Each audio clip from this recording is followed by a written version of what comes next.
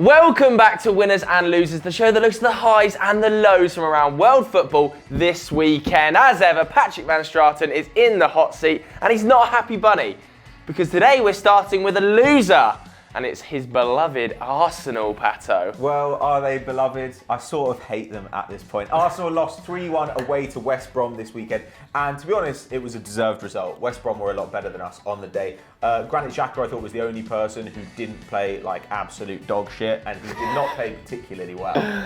Got an assist though for Sanchez's equaliser in the first half, but it was 2 corners that cost us. 1 in the first half, 1 in the second. Arsenal cannot defend set pieces.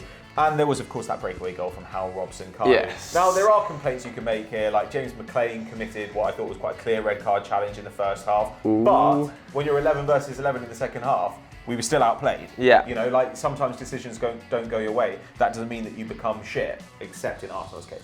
But anyway, I want to talk you through some of their numbers. So the average Premier League team this campaign concedes 4.3 shots on target per game. That's obviously an average taken across the league. Now, Arsenal at the moment are currently conceding close to 6. So 1.5 times league average. Yeah. In this match, we allowed 8. That's the worst defensive performance so far this season. We haven't allowed that many shots on target against us in the Premier League this season, even in games where we conceded 3 to Bournemouth, where we conceded 4 to Liverpool. You know, when we've been battered again and again by big teams, this has not happened. But in this game, we were just second best. In fact, Tony Pulis at West Brom, he will have been even happier at that statistic because he has never had 8 shots on target in a Premier League game, despite the fact he's been in the league for years and years now. However, West Brom's strong point, you have to put your hat on their set pieces because Tony Pulis has got it down to a fine art. 19 goals from corners in all competitions this season, 14 of them in the Premier League. Gareth McCauley is their joint top scorer. He's their centre half. He's got 7. He's alongside Rondon in all competitions this season. They're scoring with 21% of their shots from set pieces now. 21%. The average Premier League team scores with 10% of their shots. But for Arsenal, they're crumbling, and they're crumbling badly. Down to 6 now. Level on points with Everton, or they do have 2 games in hand on the Toffees. They've actually lost 4 out of 5 Premier League games now, Pato, for the first time since April 1995. And yet Arsene Wenger is still there. Arsenal Fan TV was booting off on the weekend. There was shin pads flying about yesterday. I saw on my Twitter feed. Don't know what was going on. And this morning, there are mixed reports. One set of reports saying that Tuchel has been approached. One set of reports saying that Arsene Wenger has agreed a new 2-year contract. Pato, what is happening? I actually do have a theory about what's going on here. Okay, so at the weekend, Wenger said after the West Brom game that he'd made a decision about his future. And then on Sunday, Bild reported that Thomas Tuchel had been offered the manager's job if Wenger leaves in the summer. Now, despite what everybody says, Bild are actually a pretty reliable source. They don't always know, but in this case, I imagine that they've at least got some nugget of information. Then Monday morning, the Mirror, John Cross at the Mirror, of course, Jeremy Wilson at the Telegraph and Sky all said that Wenger was going to stay and that the offer to Tuchel had been made up. But Sky revealed that they've been told this by an Arsenal spokesperson. What do you expect? What are they going to say? Yeah, we've made an offer. Well, we've still got a manager. Yeah, that's something that we've done. Like, of course they're not going to say that. So to me, it seems kind of obvious that Arsenal have leaked this story about Wenger being ready to sign a new contract because what he said is, I'm willing to go if we can find an adequate replacement. Arsenal, I think, have then made an offer to Tuchel. If Tuchel says no, then Arsenal can just renew Wenger. And they'll say, look at these stories in the press. We always wanted to renew Wenger. It's what we wanted all along. You know, and the board kind of looks strong, even though the fans will go insane. On the other hand, if Tuchel says yes, they can just appoint him. And then everyone will forget about the stories in the Mirror and the Telegraph and Sky because they'll be so delighted that Wenger's leaving. So I think that basically it's the board kind of like playing the media game at the moment. However, I still think that somebody like Tuchel is reasonably likely to say no. He's got a very good job and we don't look like a particularly appealing destination at the moment. I still think the odds of us having Wenger in next season, 75%, 80%, who knows? Agreed. But what do you guys at home think? Is he staying or is he going? Vote in the poll above my head right now. Our first winners of the weekend are the team that are now joint on 50 points with Arsenal. It's Everton, Pato. Big result on the weekend, 4-0 against Hull City. Wow, some might be saying at home, but it's the manner in which they're winning at the moment that has impressed me, and the reason that is the reason that they are in our winners. 3 losses, just 3 in their past 15 games now under Ronald Koeman, and those are against Liverpool, away at Spurs, and at home to Leicester. That Leicester result was not great. But like I said, charging up the table, despite the fact that Arsenal do have 2 games in hand. And they're also really utilising youngsters well. Young Calvert-Lewin on the weekend came on, got his first ever Barclays Premier League goal. Very, very impressive. He was one of Walsh's first signings when he joined the club from Leicester last summer. They brought him in from Sheffield United. The game, though, there was one big turning point. It was 1-0 up until the 78th minute when Tom Huddleston was straight red carded. For me, never a red card in a million years. So soft. The referee's angle was appalling. He was miles away from play. Never should have given it. He gave it. Unsurprisingly, Silva was fuming because afterwards, it was waterworks. Honestly, Everton just blitzed them for the last 10 minutes, got 3 goals in the last 15. And they love late goals, Everton. They've got 18 goals in the final 10 minutes of this season. That's the most of any team in the whole of Europe, not just the Premier League, in the whole of Europe. And one man on the weekend capitalised on those last-minute goals, Patter. Yeah, Romelu Lukaku got a stoppage time brace in this game. He's now got 21 goals in the Premier League this season. That actually makes him top scorer currently, though, as you said, Zlatan Ibrahimovic has played fewer games, Alexis Sanchez has played fewer games, so he may yet get caught. However, in 2017, the Belgian is on fire. He's got 11 goals so far this calendar year. The only person in Europe's top leagues who can beat that is Lionel Messi. That's unbelievable. Sexy. In fact, since the start of last season, Lukaku's been involved in more goals than any other Premier League player, with 39 strikes and 12 assists. Big assist number. Absolutely nuts. Yeah, that's something that's kind of forgotten with all of Lukaku's goals. That he's actually been reasonably creative as a striker, despite people also criticising him for his supposed bad touch. In fact, this campaign, he's been directly involved in 27 of Everton's 51 league goals. That's 53% of the total. So the real question is, where does he end up next year? Arsenal might lose Sanchez, they might be looking for a striker. Man United might lose Zlatan, they might be looking for a striker. And Chelsea might just want to take the piss out of the rest of the league and get another striker in. But where do you think he's going to end up? Romelu Lukaku, let us know what you think in the comments below. Our next losers are Olympiacos, who lost out 1-0 away from home to Panathinaikos in the derby of eternal enemies. Is there a better name for a derby in world football? I don't think so. Do you? Panathinaikos, though, completely deserved the victory. They had 55% possession. They had 16 shots. Bearing in mind, Olympiacos only mustered 3 on the day. In fact, Olympiacos didn't even have a shot on target until the second half, and that was the only thing the Panathinaikos keeper had to do all day. But like we said, this is the derby of eternal enemies, and there was no love lost here. 46 fouls in this one on the weekend, clattering tackles going in left, right and centre, 8 yellow cards, and the Olympiacos keeper had to make 4 saves as well on the day. So Panathinaikos did play really well. Well, yeah, and they were kind of overcoming history here because they hadn't actually won this fixture against Olympiacos in the past 2 seasons. Jesus. However, Olympiacos went into this on the back of that 4-1 defeat in the Europa League to Besiktas, so they weren't really on top of it despite leading the league. They've got 54 points. They're 5 ahead of PAOK, who are on 49 points. But Panathinaikos' Berg Marcus added another goal to his tally. He's the top scorer in the Super League with 18 this season. But Panathinaikos remain down in 4th with 45 points. However, they can console themselves with beating their rivals. Congratulations, Panathinaikos.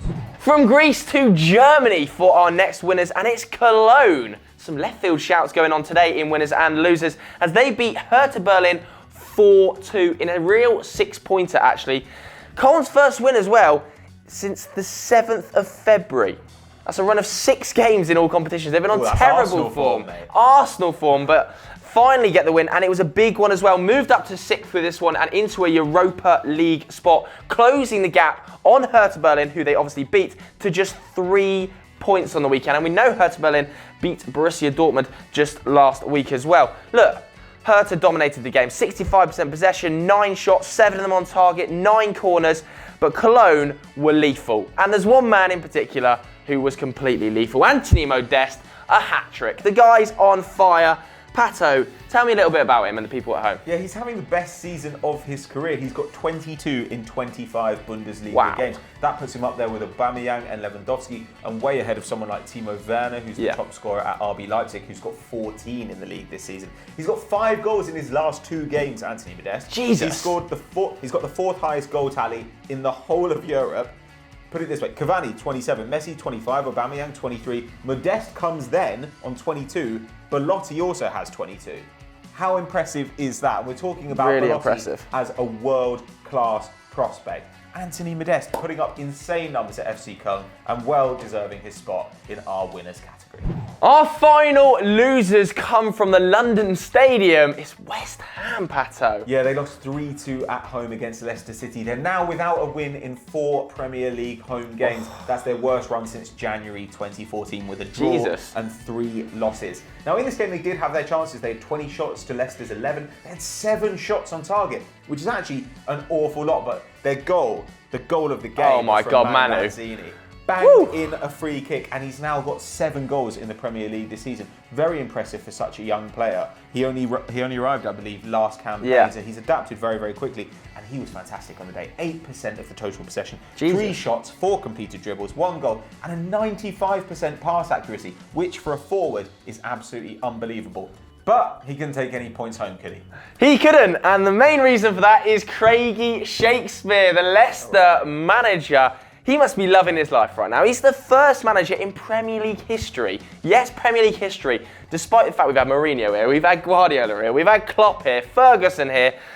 He's the first manager in Premier League history to have his side score 3+ goals in his first 3 Premier League games. Leicester are on fire. Mark Albrighton is as well. He's had a hand in 3 goals in his past 4 appearances for the Foxes. That's as many as in his previous 27. Yeah. It's almost like he's running unsustainably hard. Yeah, almost. And Mahrez, he did seem a little bit like his previous self. 5 dribbles completed, 50% shot accuracy, and scored a great goal as well. Just generally great on the ball. He has now scored as many goals under Craig Shakespeare, though, as he did in his previous 22 under Claudio Ranieri. If someone picks this lad up in the summer, I think they're going to get an absolute bargain. Because it's going to probably be for about 10 million less than they would have got him for last season, and he is still young and he's still incredibly talented. Congratulations, Leicester, but West Ham, you are just shit. Our final winners. Manchester United. I don't know who wrote the script. I can't imagine who did it. Now, brace yourself for this, because I think Man United have had maybe the greatest weekend in football history. They beat Middlesbrough 3-1, following up a 1-0 victory over Rostov. It's been an incredible week. They faced the Iranian Messi, they beat him. They faced Adama Traore, they beat him. What a team. But they did become the first Premier League team to reach 600 wins. Not that Mourinho can take credit for many of those, but they're finally out of 6th. After 152 consecutive days.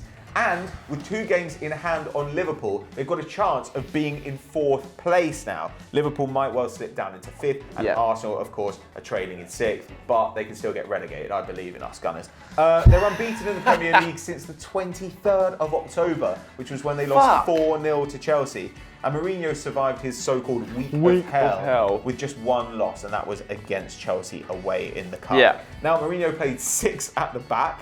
Only when we went 2-0 down. Okay, with Jones, Smalling, Rojo, Young, Darmian and Valencia. So, if anything, that's a bit too respectful to Middlesbrough. That's taking the piss. It was literally taking the piss. But Antonio Valencia, what a performance. Mourinho called him the best right-back in the world last week. Not sure I agree with that, but he is having a good season. Although this was his first goal since January the 11th, 2014. And it came on his 200th appearance.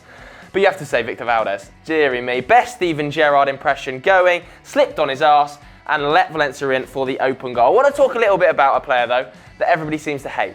Jesse Lingard. I don't hate Jesse Lingard. I think he's fine. A lot of fans seem to, and it's mostly Man United fans, and I really don't understand it. This is an academy boy, works hard. Okay, he's not the biggest talent in world football, but he is the perfect squad player. He never moans when he's on the bench, he never moans when he's in the reserves, but he plays well when he plays. Man of the match in this game, and his goal, by the way, was a screamer, an absolute screamer. 100% take-on success, 4 shots, 3 chances created, 3 tackles won, and that scorcher of a goal. I can't say enough in the way of praise for Jesse Lingard. Keep doing what you're doing, Jesse. Ignore the haters. I thought that celebration was actually pretty decent. As much as I'm going to get absolutely slammed for that in the comments. But like I said, loads of rotation in this game. There's going to be loads of rotation over the coming months for Manchester United, especially as we seem to be playing 2 games per week until the end of the season now. That is mental. Like you said, Pato, we can go up to 4th if we win our games in hand, but one of those games in hand is against Manchester City, and we still have to play Everton, that's at home, Chelsea, that's at home. We've got the City game, which is away, we've got Arsenal away, and we've got Spurs away. Massive, massive fixtures. Hopefully Jose Mourinho can come up trumps, because otherwise we're going to be reliant on the Europa League.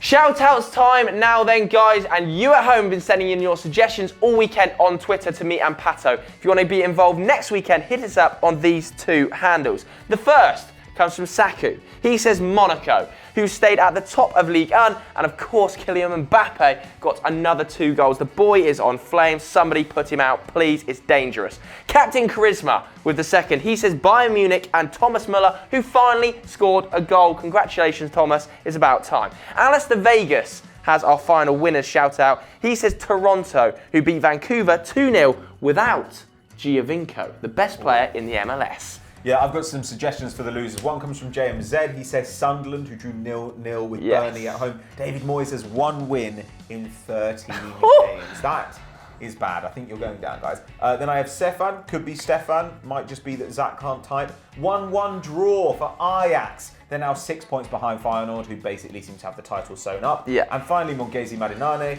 says Joe Hart, who had 2 absolute stinkers over the weekend. Thanks for your shout-outs, and make sure you get them in for next week. So that's all we've got time for on today's winners and losers. But before you do anything else, make sure you head over to Euro Football Daily for Euro Roundup, where Pat and Chris will be talking about... we'll be doing some La Liga stuff with Sevilla and Atletico Madrid. We'll be doing some Bundesliga stuff with RB Leipzig. We'll be letting you know what's going on with the Red Bulls. Yes, indeed. And as ever, guys, please do like and subscribe to both channels.